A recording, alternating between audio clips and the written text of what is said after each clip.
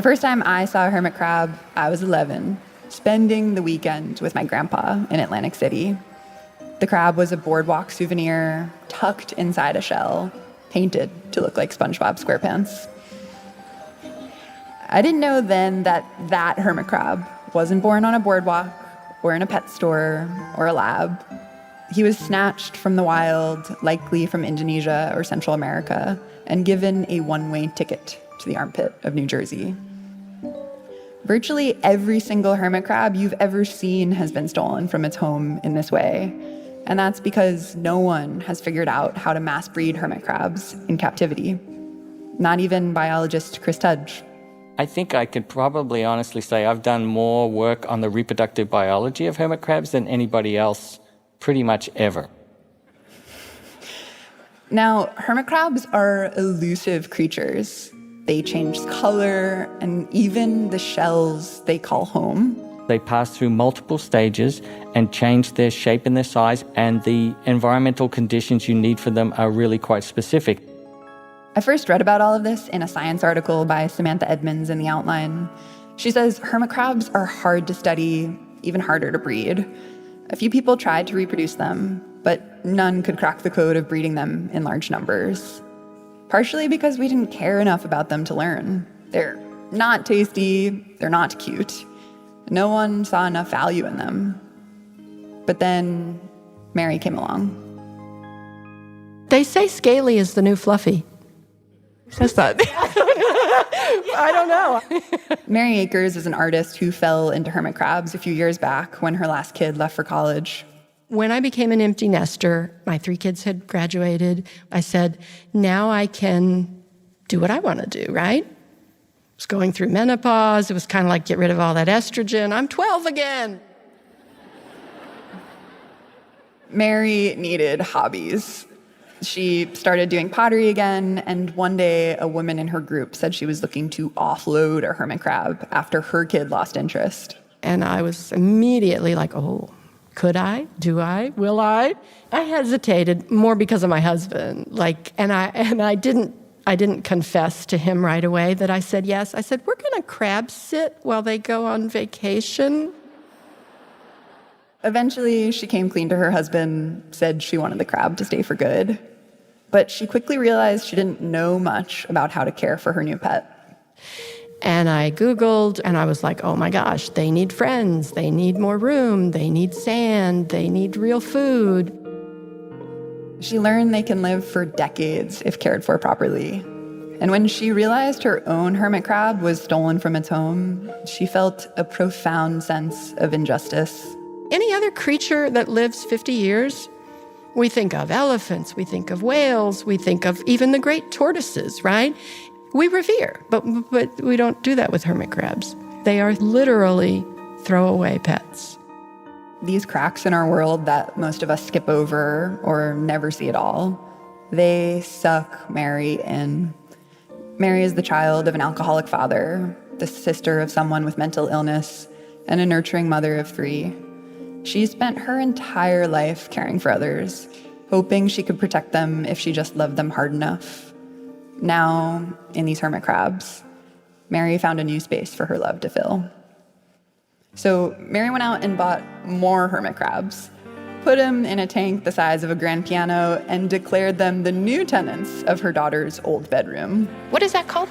Oh, the crabs are in their crabitat. Things escalated. Mary watched them run on a hamster wheel for hours. She'd share her leftovers with them and then give them popcorn as a midnight snack.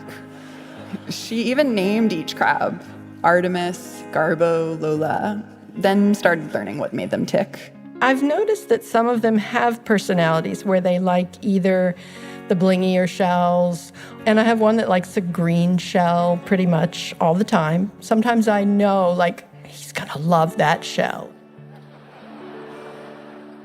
Then one day, Mary saw one of her crabs walking funny.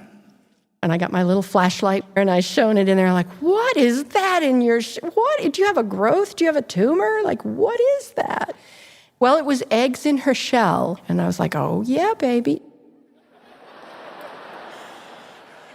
That summer, Mary's crabitat morphed into a laboratory, one dedicated to delivering these eggs into crabhood, and one that was a daily construction of love. She built a series of pools so the pregnant crab could pick which water she liked best to release her eggs into.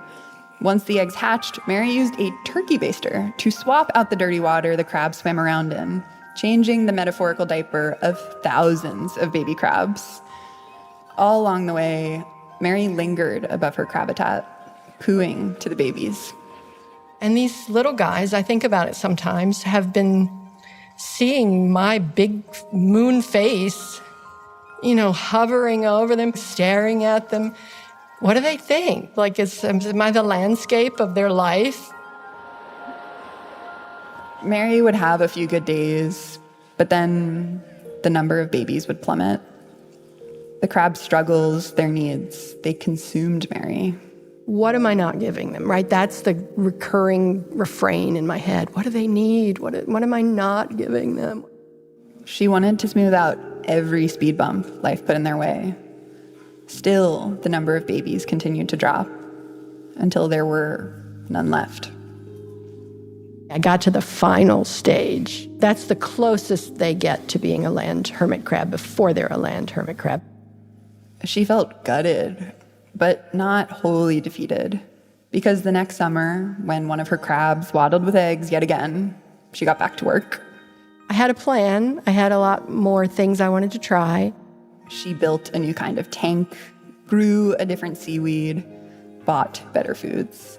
She even built a ramp inside one of her tanks to simulate a hermit crab's journey from the ocean onto dry land. But far more radically, Mary did something she really, really does not like to do. I had to figure out how to not care so much. I can't be God. I can't be God. I don't want to be God, right? But I can be the ocean. I can be the ocean. That phrase, be the ocean, it became Mary's companion through all this. A little mantra, which sometimes I recite. The ocean. Every time she found herself wanting to rescue the hermit crabs from some amorphous potential harm, The ocean. Mary would imagine the vast waters that raise hermit crabs, how these microscopic specks manage to float around in the maelstrom and make it out the other side. So I would actually agitate them more and move it around and give them like a low tide and a high tide. Today I'm the ocean, and today the ocean is dirty and mean. Eventually, the babies grew. They survived major milestones, they formed limbs, and then flew through the water like Superman. And then, one day, Mary watched a single hermit crab pull its body up onto the staircase and break through the border between water and land. I cried. I wept. I wanted a soundtrack playing. Meanwhile, more crabs kept coming. Mary took out a piece of paper and began making a tally mark for each crab that made it to land. And then by like day 5, it's the March of the Penguins, right? I'm like, oh God, okay, there's another one. There's another one. By the end of the summer, Mary had added 204 new hermit crabs to the world. With a turkey baster and tender loving care, Mary accomplished the impossible. It's been 5 years since that first hermit crab climbed out of the water in Mary's crabitat. Each year, she breeds a new batch. Some years, she reaches up to 700 crabs. She's bred so many hermit crabs that now she adopts them out, making sure they go to responsible homes. Learning about all of this, I wondered why it was Mary who could figure out this thing and scientists couldn't. It was the question Chris Tudge asked himself too. Remember Chris? He's the guy who should have figured out what Mary did but couldn't. Late one night, he found himself reading Mary's blog where she'd been documenting her entire breeding process. And by the end of it, my first impression was, oh my God, she actually did it. The thing Chris found most impressive was Mary's ability to be the ocean. It's just stunning. You know, you have to keep the waste levels down, you have to keep the oxygen up, the light levels have to be right. The ocean's a constantly changing entity. And here she was reproducing the ocean in little tiny bowls. Why is it so hard to recreate? Like, what about it is hard to copy?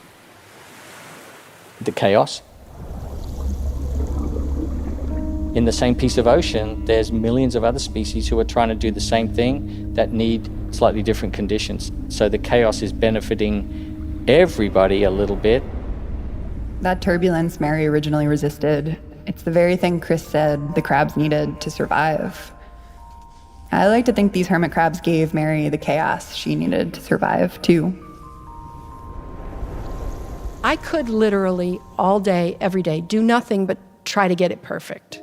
But that's not best for the crabs. That's definitely not best for me. So it's a balance of how much do I allow myself to feel responsible. If you share your life with another creature, a hermit crab, a human, I think this is the maddening fact we're faced with every day, that our love can only do so much. You're not responsible for everyone. You're not responsible for saving everyone. I wanted to save my dad. I can't save my dad. I was a kid, you know? My kids, letting go. Like, life for me, my lesson has always been just let go, Mary. Let them be crabs. Thank you.